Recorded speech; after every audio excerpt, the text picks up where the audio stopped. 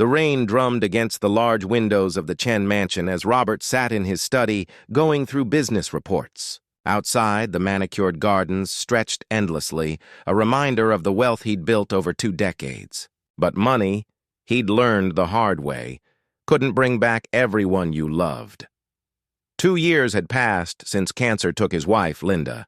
2 years of raising their daughter alone in this big, empty house. Well, not entirely alone. "Mr. Chen, dinner is ready," came a gentle voice from the doorway.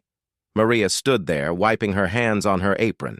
She'd been with the family for 5 years now, starting as just a housekeeper. But over time, especially after Linda's death, she'd become something more. She was the one who braided 6-year-old Emily's hair in the mornings. She was the one who checked homework and packed lunches. She was the one who sat by Emily's bed when nightmares came. "Thank you, Maria. Is Emily washing up?" "Yes, sir. She's very excited. I made her favorite chicken tonight." Robert smiled. Maria always remembered the little things. She knew Emily loved the crispy skin, but not too much garlic. She knew to cut the vegetables small because Emily claimed big pieces tasted different, these details that he, despite being her father, often forgot in his exhausted state. The dining room was warm and bright. Emily bounced into her chair, her pigtails swinging. She was small for her age, delicate like her mother, with the same bright eyes that could light up a room. "Daddy! Maria said we can watch a movie after dinner if I finish all my vegetables." "Did she now?" Robert raised an eyebrow at Maria, who stood by the kitchen door with a knowing smile. "Every single piece," Maria confirmed, winking at Emily. They ate together. The 3 of them, as they did most evenings. Robert had insisted early on that Maria join them for meals. She'd protested at first, saying it wasn't proper, but he'd been firm. This house had lost enough warmth. He wouldn't let formality steal what little family feeling remained. Emily chattered about her day at school, about her friend Sophie's new puppy, about the art project she was working on. Robert listened, grateful for her innocence, her ability to find joy in simple things. She'd been so young when Linda died. Sometimes he wondered if she truly remembered her mother or just remembered the stories they told her. Then, mid-sentence, Emily stopped talking. Her fork clattered against the plate. "Emily?" Robert leaned forward. "Sweetheart, are you okay?" Emily's face had gone pale. Her hand trembled as it reached for her glass of water. But she couldn't seem to grasp it properly. "I feel funny," she whispered. Maria was at her side instantly, kneeling beside the chair. "What kind of funny, little one? Does something hurt?" "My head. And my arms feel weird, like they're not—" Emily's eyes rolled back. She slumped sideways in her chair. Everything happened in a blur after that. Robert caught her before she hit the floor, shouting her name. Maria was already on the phone with emergency services, her voice steadied despite the terror in her eyes. Within minutes, sirens wailed outside the gates. The hospital was sterile and cold. Robert paced the waiting room while doctors ran tests. Maria sat in a plastic chair, her hands clasped so tightly her knuckles had gone white. She'd insisted on coming in the ambulance, had refused to stay behind.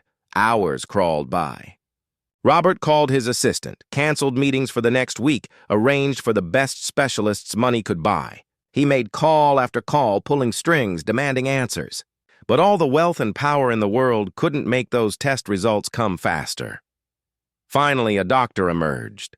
Dr. Patel was young, but came highly recommended.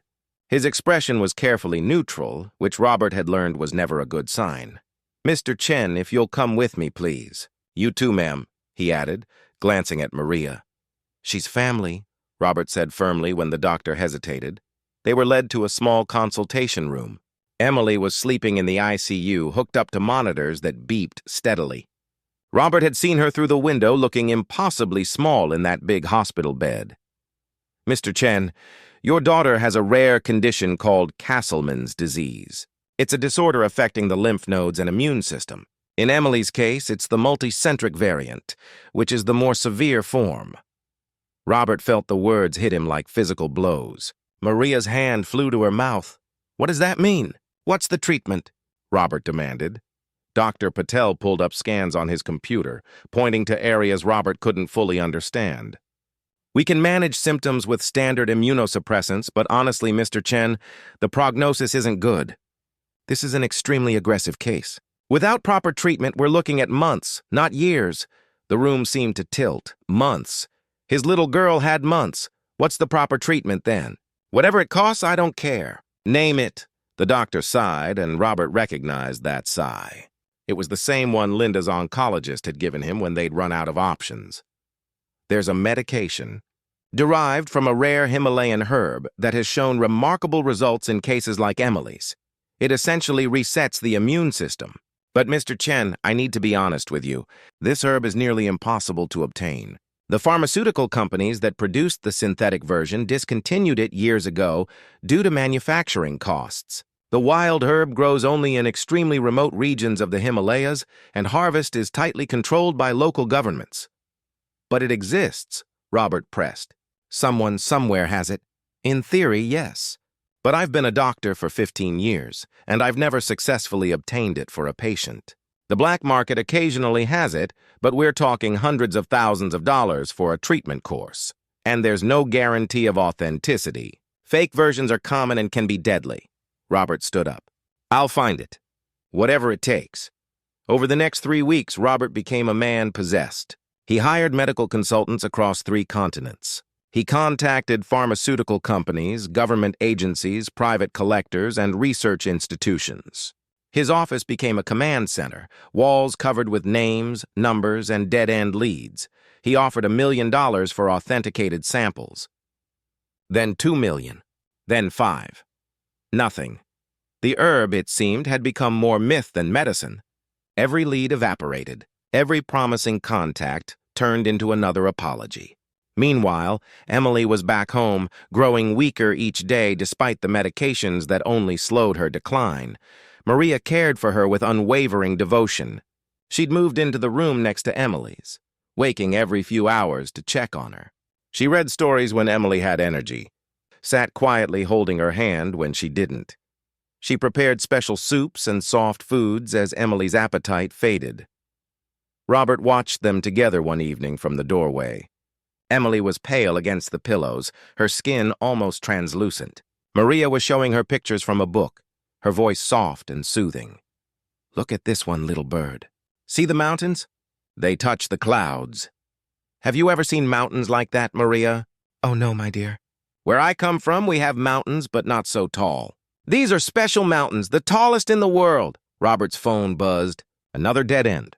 Another expert saying the same thing. Impossible. He felt a rage building inside him, a helpless fury. What good was all his money, all his success, if he couldn't save his own daughter? He'd built an empire, but he couldn't save the one thing that mattered. That night, after Emily had fallen asleep, Robert sat alone in his study with a glass of whiskey he wouldn't drink. The ice melted slowly as he stared at nothing. There was a soft knock. Maria entered quietly, carrying a cup of tea.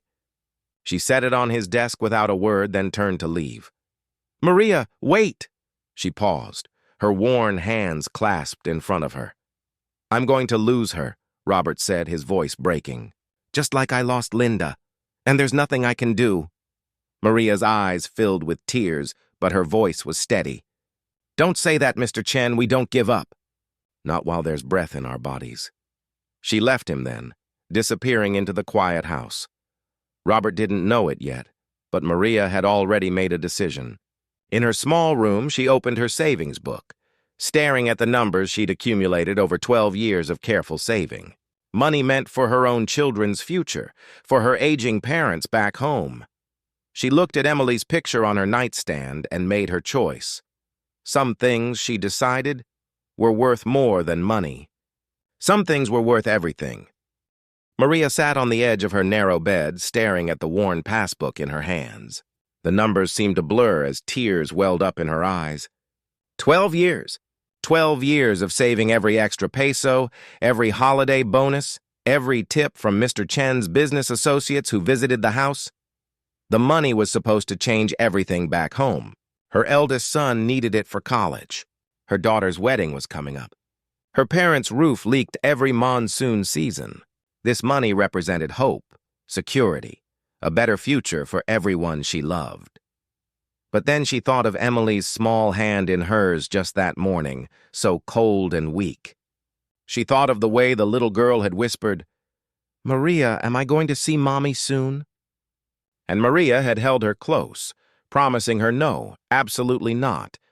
Not for a very long time. She couldn't break that promise. Maria had a cousin, Rico, who'd left the Philippines years ago and ended up working in Nepal. He'd married a local woman and now helped run a trekking company in Kathmandu.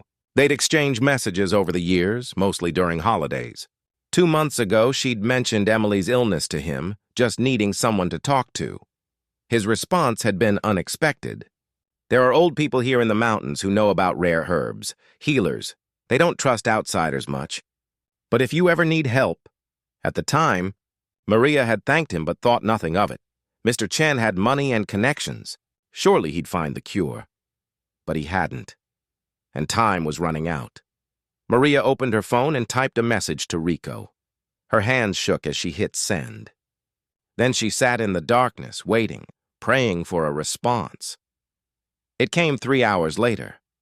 "I know someone, an old monk in a village called Gunsa. He might know where the herb grows. But cousin, I have to be honest, it's dangerous. The trek is hard.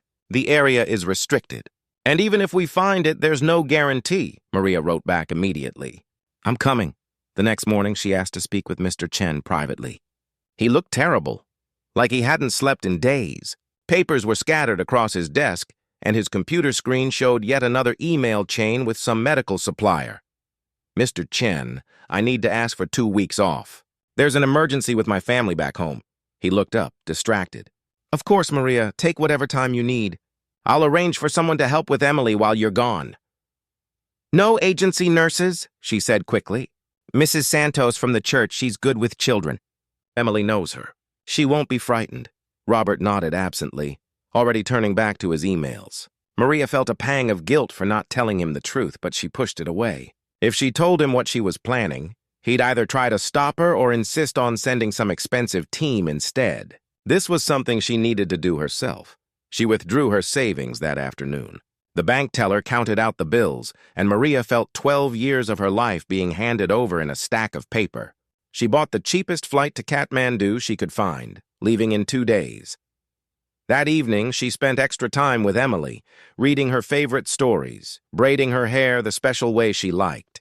Emily seemed to sense something. "You're going away, aren't you?" the little girl asked quietly. Maria's throat tightened. "Just for a little while, my sweet bird. But I'll be back before you know it. Promise?" "I promise." Emily wrapped her thin arms around Maria's neck. "I'll miss you so much. I'll miss you too. But Mrs. Santos will take good care of you, and I'll bring you back something special from my trip." "I don't need anything special," Emily whispered. "I just want you to come back." Maria held her tighter, breathing in the scent of the baby shampoo she still used. "Always, little one, always." The flight to Kathmandu was the longest of Maria's life. She'd never traveled so far from home, never been on a plane for more than a few hours. Her seat was cramped, squeezed between a businessman who snored and a young backpacker who kept bumping her with his elbow. She couldn't sleep, couldn't eat the bland airplane food. She just clutched her small backpack and prayed.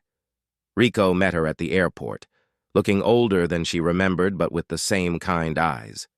He hugged her tightly. "You really came," he said, shaking his head in amazement. "I didn't think you would." "I had to." They took a rattling bus to his small apartment where his wife, Dawa, had prepared a simple meal. Over tea, Rico explained the situation. The monk's name is Lama Tenzing. He's in his 80s now, lives in a monastery near Gunsa village. The problem is, Gunsa is deep in the Kanchenjunga region. It takes at least a week to trek there, maybe more depending on weather and your fitness level. Maria looked down at her worn hands, her soft body shaped by years of cooking and cleaning, not climbing mountains. "I can do it. There's more," Rico continued gently. "I spoke to a guide I trust, a man named Pemba. He says the herb, if it exists where Lama Tenzing says it does, grows in a very dangerous area. Steep cliffs, risk of landslides, even reaching it might be impossible." "I didn't come here for impossible," Maria said firmly. "I came here to try." Pemba arrived the next morning. He was a weathered man in his 50s, lean and tough from a lifetime in the mountains. His face was deeply lined, but his eyes were sharp as he studied Maria. "You want to go to the high places?" he said in rough English. "You know this is crazy. You're not young, not trained for mountains." "I know," Maria replied. "But I'm going anyway." "Why? What makes you risk your life for some plant?" Maria pulled out her phone and showed him a picture of Emily, taken just a month ago before she'd gotten so sick. In it, Emily was laughing, her hair flying, full of life. "This is why." Pemba stared at the photo for a long moment. Something shifted in his expression, softened. "I had a daughter once," he said quietly. "She got sick when she was 7. We had no money for doctors, no way to get to the city in time. She died in my arms." He handed the phone back. "I'll take you. But you do exactly what I say, understand? The mountains don't care about your reasons. They'll kill you just the same if you're careless." They left the next day with minimal supplies. Pemba had arranged everything with practiced efficiency. Sleeping bags, warm clothes, basic food, water purification tablets, and rope. So much rope. The trek began in lush green valleys, following rivers that rushed with snowmelt. It was beautiful in a way Maria had never experienced.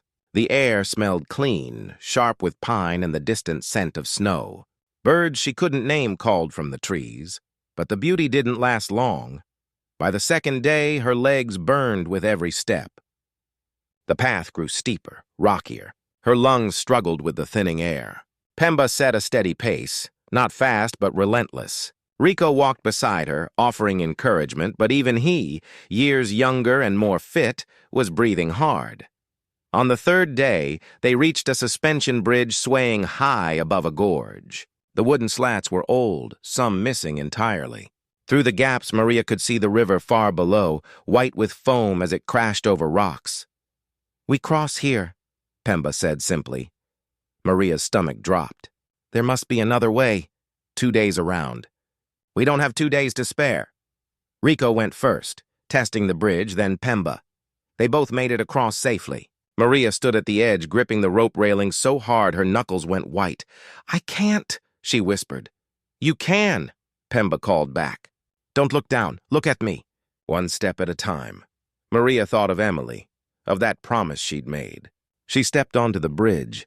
It swayed sickeningly beneath her feet. The wind howled through the gorge, making the whole structure twist and groan. But she kept moving, one foot in front of the other, eyes locked on Pemba's steady gaze on the other side. When she finally stepped onto solid ground, her legs nearly gave out. Pemba caught her arm. "Good," he said, the closest thing to praise she'd heard from him. "You're tougher than you look." The days blurred together after that. Climb, rest, climb again. Her feet blistered, then bled, then went numb. The cold seeped into her bones at night despite the sleeping bag. Food tasted like cardboard. Every muscle in her body screamed for her to stop, but she didn't stop. On the 5th day, they reached the monastery. It clung to the mountainside like an extension of the rock itself, prayer flags snapping in the wind. Lama Tenzing was waiting, as if he'd known they were coming. He was ancient, his face a map of wrinkles, but his eyes were clear and kind. He listened as Rico translated Maria's story, nodding slowly. Finally, he spoke, his voice soft but firm. Rico translated, "The herb you seek grows in a place we call the Weeping Cliff. It's sacred ground and dangerous. Many have tried to reach it. Not all have returned. I'll return," Maria said. "I have to." The old monk studied her for a long moment, then nodded.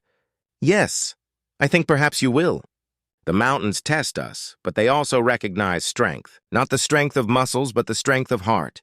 Come, I'll show you the way." Lama Tenzing led them to a small room in the monastery where faded paintings covered the walls. In the dim light of butter lamps, Maria could make out images of mountains, strange plants, and figures that looked like they were floating. The old monk pointed to one particular painting. It showed a cliff face, nearly vertical, with small purple flowers growing from cracks in the rock. Below the cliff, the painting depicted what looked like broken bodies, a warning of what happened to those who failed. "This is the Weeping Cliff," Rico translated as the monk spoke.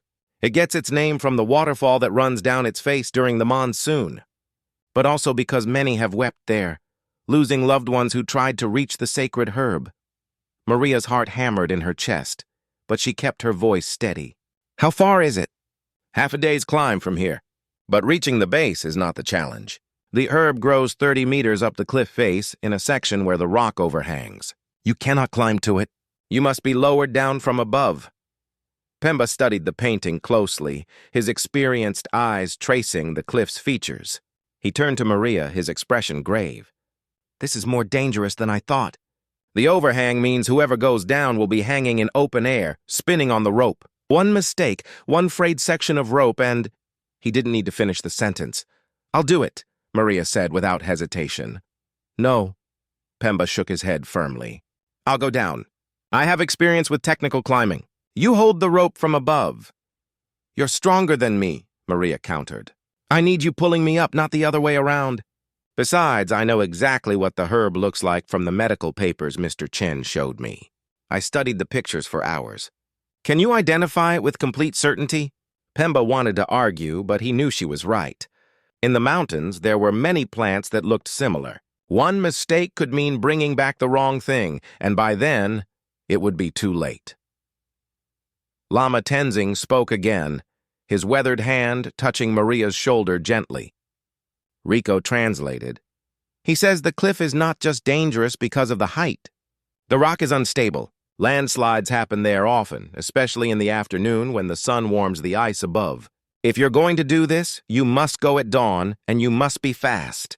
That night, Maria couldn't sleep. She lay in the small room the monks had given her, listening to the wind howl outside. Her body ached in ways she didn't know were possible. Her feet were wrapped in bandages, her hands raw from gripping walking sticks and rocks. Every breath in the thin air was a struggle.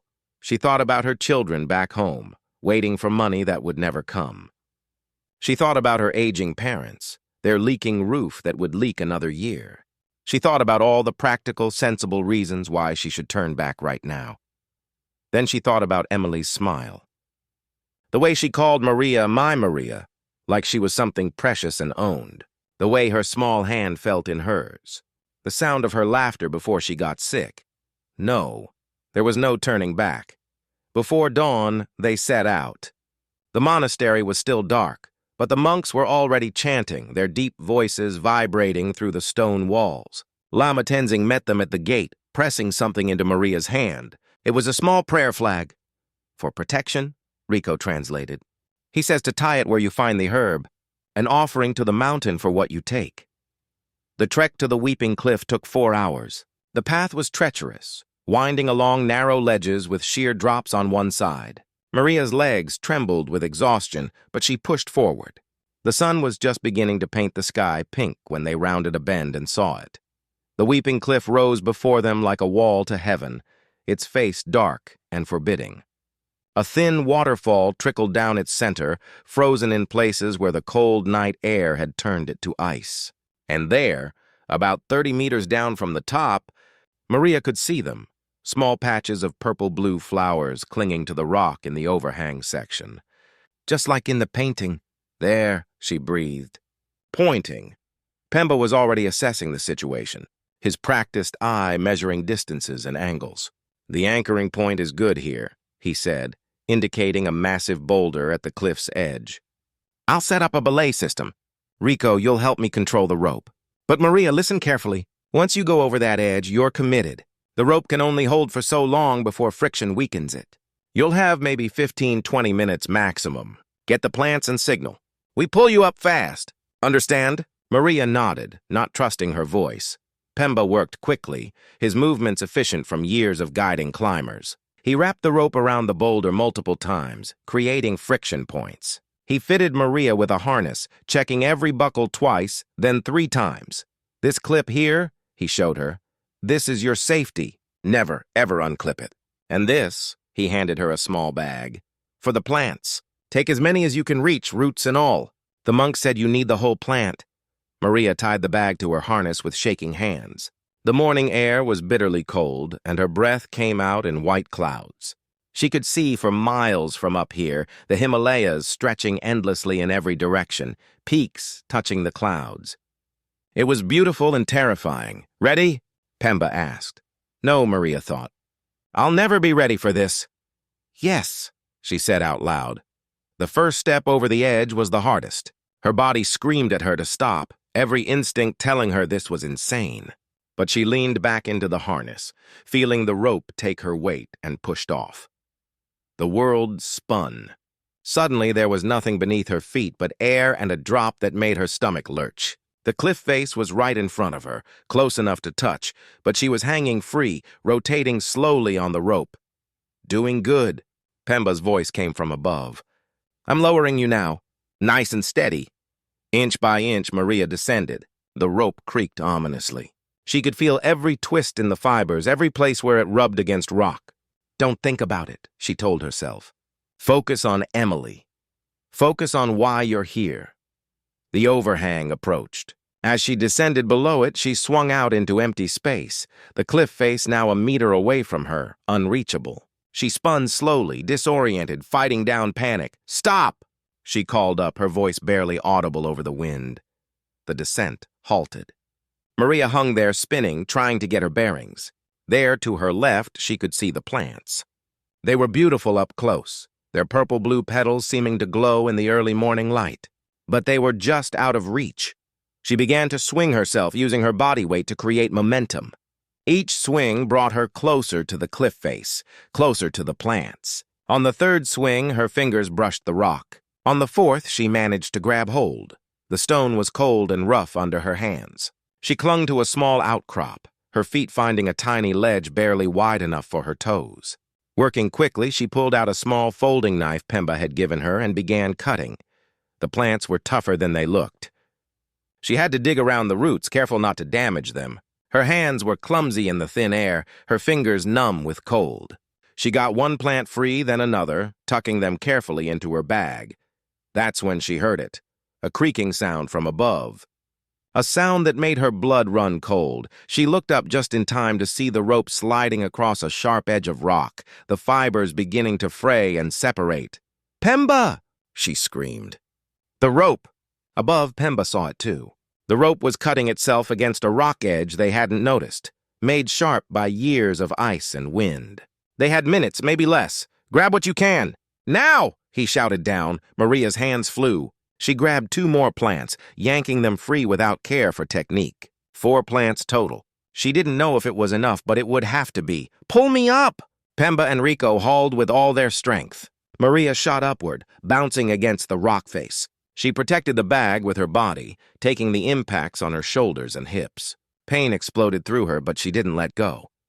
The frayed section of rope was unraveling fast. Maria could see individual fibers snapping, the rope getting thinner by the second.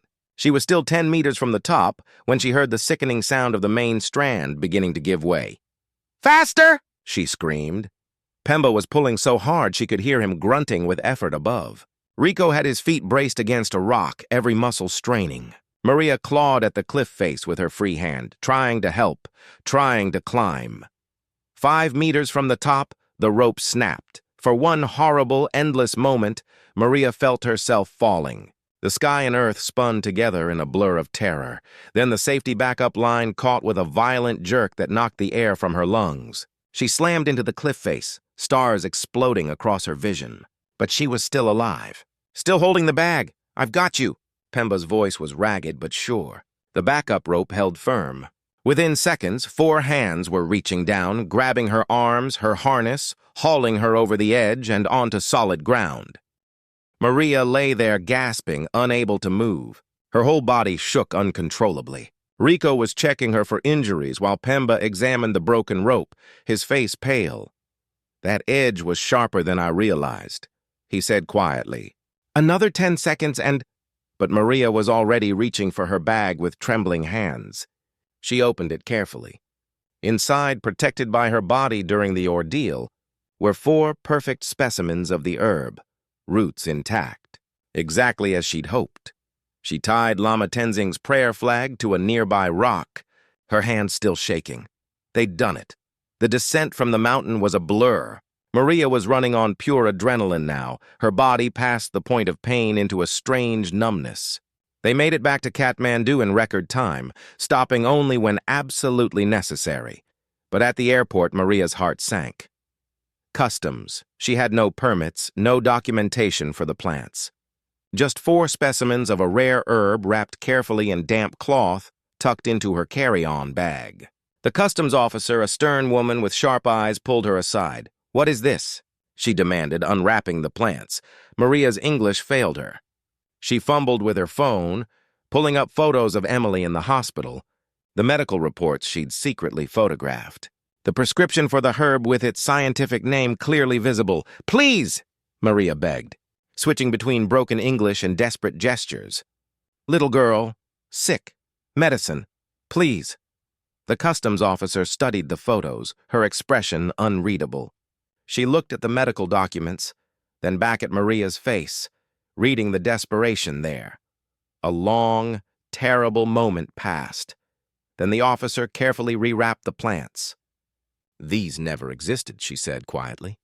"And if you ever try to bring anything through customs without proper documentation again, you'll be arrested. Are we clear?" Yes, thank you. Go, before I change my mind." 20 hours later, Maria stumbled off the plane back home, sick with exhaustion and altitude sickness. Her skin was burned by the high-altitude sun, her feet were ruined, her body was a mass of bruises. She looked like she'd aged 10 years in 2 weeks. She didn't go home. She didn't even stop to rest. She took a taxi straight to the Chen mansion, clutching her precious bag like her life depended on it. It was late evening when she rang the bell. Mr. Chen himself answered, his eyes widening in shock. "Maria? My God, what happened to you?" She could barely stand. But she held out the bag with shaking hands. "For Emily," she whispered. "The medicine. I found it." Robert Chen stood frozen in the doorway, staring at Maria like she was a ghost. The woman before him looked nothing like the housekeeper who'd asked for time off 2 weeks ago. Her face was burned dark from the sun, peeling in places. Her hands were wrapped in dirty bandages. She swayed on her feet like she might collapse at any moment. "The medicine?" he repeated, his mind struggling to understand. "What are you talking about?" Maria's legs finally gave out. Robert caught her before she hit the ground, shouting for Mrs. Santos. Together they helped Maria to the living room couch. Her breathing was labored, rasping in a way that made Robert's medical instincts kick in immediately. "Call Dr. Patel," he told Mrs. Santos. "Tell him it's urgent." But Maria grabbed his arm with surprising strength, shaking her head frantically. No, Emily first. The plants? They need to stay cool, damp," the monk said. "He said..." Her eyes rolled back and she passed out. Robert carefully took the bag from her grip. Inside, wrapped in what looked like torn pieces of someone's shirt, were 4 plants. They were wilted from the journey, but still alive. Their purple-blue flowers unmistakable even in their battered state. His hands began to shake. He'd seen pictures of this plant hundreds of times over the past months. Had stared at botanical drawings until they were burned into his memory. Had offered fortunes to anyone who could obtain even a single specimen. And Maria had brought him 4. "How?" he whispered to her unconscious form. "How did you—" But there was no time for questions. Robert grabbed his phone and called Dr. Patel directly, not waiting for office hours or appointments. "I have it," he said the moment the doctor answered. "The herb. The real thing. How fast can you get to my house?" There was a pause. "Mr. Chen, I told you, the black market—" "It's not from the black market. Just get here. Now." Dr. Patel arrived within the hour, bringing 2 colleagues with him. They examined the plants carefully under bright lights, taking samples, running quick tests with equipment they'd brought. Robert paced the room like a caged animal while they worked. Maria was upstairs now, being tended to by a nurse Dr. Patel had called. She had altitude sickness, severe dehydration, possible pneumonia, and more bruises and cuts than anyone could count. But she was stable. "Mr. Chen," Dr. Patel finally said, his voice filled with wonder. "These are authentic. I don't know how you got them, and honestly, I don't want to know. But these are real Himalayan specimens of exactly the herb we need." Robert felt his knees go weak with relief. "How long to prepare the treatment?" "We'll work through the night. The extraction process is delicate, but I've studied it for years hoping I'd get this chance. If everything goes right, Emily can have her first dose by morning. Make it happen, Robert said. Whatever you need. The doctors took over his study, setting up a makeshift laboratory. Robert sat with Emily for a while, watching her sleep. She'd gotten so thin over the past weeks. Her cheekbones stood out sharply, and her breathing was shallow. Mrs. Santos had told him Emily cried every day for Maria, asking when she'd come back. She'd come back with a miracle. Robert went upstairs to check on Maria. She was awake now, propped up on pillows with an IV in her arm. Her eyes were glassy with fever, but they focused on him when he entered. "Emily?" she croaked. "The doctors are preparing the medicine now," Robert said, pulling a chair beside her bed. "Maria, what did you do? Where did you go?" And slowly, painfully, she told him about her cousin in Nepal, about the monk and the village, about the trek through the mountains that nearly killed her, about hanging from a rope above a cliff, the plants just out of reach, the rope fraying as she grabbed them. Robert listened in stunned silence, his mind reeling. While he'd been making phone calls and sending emails, this woman had spent every penny she had and risked her life climbing mountains on the other side of the world. "Why?" he finally asked, his voice breaking. "Why would you do this?" Maria's eyes filled with tears. "She calls me my Maria," she said simply. "Like I'm hers. Like I matter. How could I not try?" Robert had to leave the room. He stood in the hallway, his hand over his mouth, trying to process the enormity of what Maria had done. This woman, who he paid to clean his house and cook his meals, had done what all his money and power couldn't do. She'd saved his daughter's life, and he hadn't even known she was gone. Dawn came slowly. Robert hadn't slept, couldn't sleep. He'd alternated between checking on Emily, checking on the doctor's progress, and sitting with Maria, who drifted in and out of feverish sleep. At 6 in the morning, Dr. Patel emerged from the study holding a small vial of clear liquid. "We have enough for a full treatment course," he said. "The extraction was successful. Mr. Chen, we can save your daughter." Emily was too weak to fully understand what was happening when they administered the first dose. She just smiled sleepily at her father and whispered, "Is Maria home yet?" "Yes, sweetheart," Robert said, holding her hand. "She's home. She brought you medicine. I knew she would," Emily murmured. "She promised." The changes weren't immediate, but they were steady. By the second day, Emily's color was better. By the fourth day, she could sit up without help. By the end of the first week, she was asking for real food instead of just broth. Maria recovered more slowly. The altitude sickness had hit her hard, complicated by the pneumonia, but she refused to stay in bed once she could walk. Robert would find her sitting in Emily's room, the two of them reading together or just holding hands in comfortable silence. It took Robert 2 weeks to piece together the full story. He started with Maria's bank records, which she'd given him permission to access. He saw the withdrawal of her entire savings account, every penny she'd accumulated in 12 years of work. He called her cousin Rico in Nepal. The man was hesitant at first, but eventually told him everything. About the trek to Gunsa, about Pemba the guide, who'd agreed to take Maria despite the danger because she'd shown him Emily's picture. About the weeping cliff and the rope that had nearly killed her. "She's a very brave woman, your Maria," Rico said. "Pemba told me he's guided hundreds of climbers, professional athletes, and experienced mountaineers.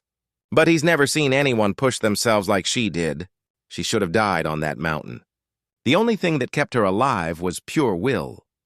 Robert tracked down Pemba next, using a translator for the longer conversation. The guide's respect for Maria was evident even through the language barrier. "I've lost people on those mountains," Pemba said. "Strong men, trained climbers. They panic, they give up, they make mistakes. But this small woman, this grandmother, she never stopped. When I pulled her over that cliff edge and saw that rope had broken, my hands were shaking. Another few seconds, and she would have fallen. But she was calm. She just checked that the plants were safe and said, 'We should go now.' When Robert asked about payment, Pemba refused. She paid me what she had. That was enough. And besides, she showed me a picture of her daughter. Reminded me that sometimes we can save the children if we're willing to try hard enough. That was worth more than money." Robert sat in his study after that call, staring at the spreadsheet on his screen. He'd calculated Maria's medical expenses, the cost of replacing her savings, a bonus for saving Emily's life. The numbers seemed simultaneously enormous and completely inadequate. How do you pay someone for giving your daughter back? He called his lawyers and his accountants. They worked through the night on his instructions. By morning, everything was arranged. Robert asked Maria to meet him in his study when she was feeling stronger. She came nervously, still moving carefully, still healing. She sat in the chair across from his desk, her worn hands folded in her lap. "Maria, I know what you did," Robert began. "I know about the money you spent, about the mountain you climbed. I know you almost died bringing that herb back." Maria's eyes dropped. "I just wanted to help." "Help?" Robert's voice cracked. "Maria, you saved my daughter's life. You did what I, with all my resources, couldn't do. And you did it by sacrificing everything you had." He slid a folder across the desk. "This is a check for 12 times what you withdrew from your savings. That's 1 year of wages for each year you saved that money, with interest." "It's not enough, it will never be enough, but it's a start." Maria's eyes went wide as she opened the folder. "Mr. Chen, I can't accept—" "You can and you will," he said firmly. "There's more. I've set up education funds for each of your children. Full scholarships, any school they want to attend. I've arranged for a contractor to repair your parents' home in the Philippines, and I'm setting up a monthly stipend for their care." Tears were streaming down Maria's face now. "This is too much." "It's not enough," Robert interrupted. "It will never be enough. But Maria, I need you to understand something. You're not just my employee. You're family. You've been Emily's mother in every way that matters since Linda died. And now you're the person who saved her life." He came around the desk and knelt beside her chair, looking up at her tear-stained face. "Thank you," he said, his own voice breaking. "Thank you for loving my daughter enough to risk everything. Thank you for not giving up when I had. Thank you for being the hero she needed." Maria pulled him into an embrace, both of them crying now. All the fear and tension and exhaustion of the past months finally breaking through. Emily was strong enough to leave her bed by the end of the month. The first thing she wanted to do was see Maria. She shuffled down the hall in her robe, still weak but determined, and found Maria in the kitchen preparing lunch. "Maria!" Emily's face lit up with pure joy. Maria turned, her own face breaking into a huge smile. Emily ran to her, and Maria scooped her up carefully, spinning her around like she used to before the illness. "You came back," Emily whispered. "You promised and you came back." "Always, little bird, always." Emily pulled back to look at her seriously. "Mrs. Santos said you went on a big adventure to get medicine for me. Is that true?" Maria glanced at Robert, who'd followed Emily into the kitchen. He nodded slightly. "Yes," Maria said. "I went to some very tall mountains far away.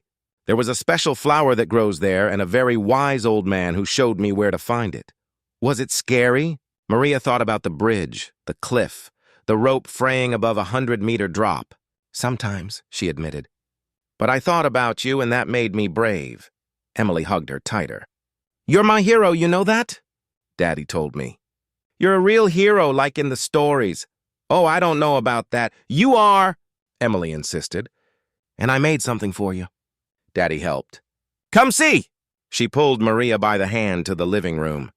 There, hanging on the wall where an expensive painting used to be, was a child's drawing.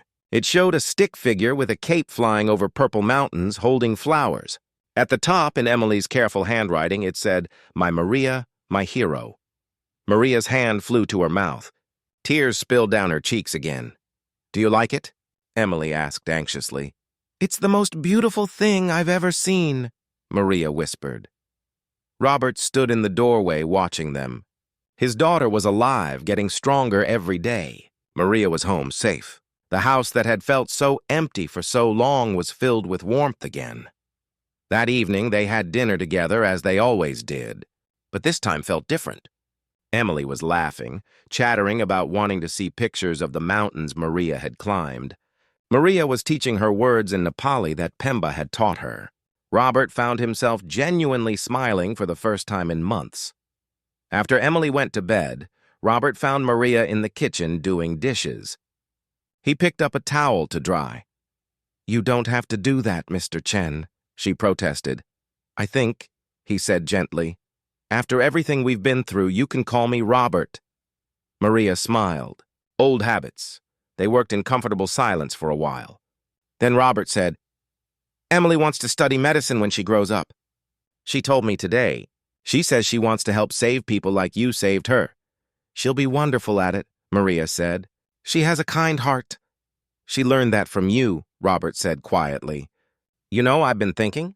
When Emily's fully recovered, I'd like to take all of us on a trip to Nepal, to meet Pemba and your cousin Rico, to see those mountains you climbed. Emily should know the full story of what you did for her." Maria looked up surprised. "You'd do that?" "I think," Robert said, "it's important for Emily to understand that family isn't just about blood. It's about the people who show up for you when it matters most. The people who risk everything because they love you. You taught her that, Maria. You taught us both. Years passed. Emily grew strong and healthy, the disease completely in remission. True to her word, she studied hard through school, always with the dream of becoming a doctor. Maria was there for every important moment. First day of high school, prom, graduation. The drawing stayed on the wall, even when Emily protested as a teenager that it was embarrassing. Robert refused to take it down. This, he'd tell visitors who asked about it, is a reminder that sometimes the greatest heroes don't wear capes or make headlines. Sometimes they're the people right beside us, quiet and humble, who do extraordinary things simply because they love us. On Emily's medical school graduation day, she stood at the podium to accept a special award for humanitarian service. In her speech, she told Maria's story, about the woman who'd raised her, loved her, and saved her life by climbing mountains on the other side of the world. "My mother once told me," Emily said, tears in her eyes, "that I should never forget what Maria did for me.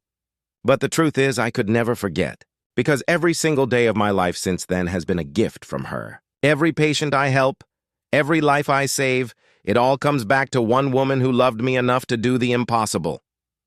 She looked directly at Maria in the audience. "Maria, you taught me that true love isn't measured in words or money. It's measured in sacrifice, in showing up, in never giving up, even when everything seems impossible. You are my hero, my teacher, and my mother in every way that matters. This degree, this career, this life I'm living, it all belongs to you?" The auditorium erupted in applause, but Maria only had eyes for Emily, the little girl she'd loved from the moment she'd entered the Chen household, the daughter of her heart who'd survived against all odds. Robert, sitting beside Maria, took her hand and squeezed it gently. No words were needed. They both understood. Some bonds aren't formed by blood or law. They're forged in the fire of sacrifice, tempered by love and strengthened by the simple act of showing up when it matters most. Maria had shown up. She'd climbed mountains, faced death, and brought back a miracle. And in doing so, she'd proved that sometimes the greatest love stories aren't about romance. They're about a housekeeper who loved a little girl enough to risk everything, and a family who learned that home isn't a place. It's the people who refuse to let you go.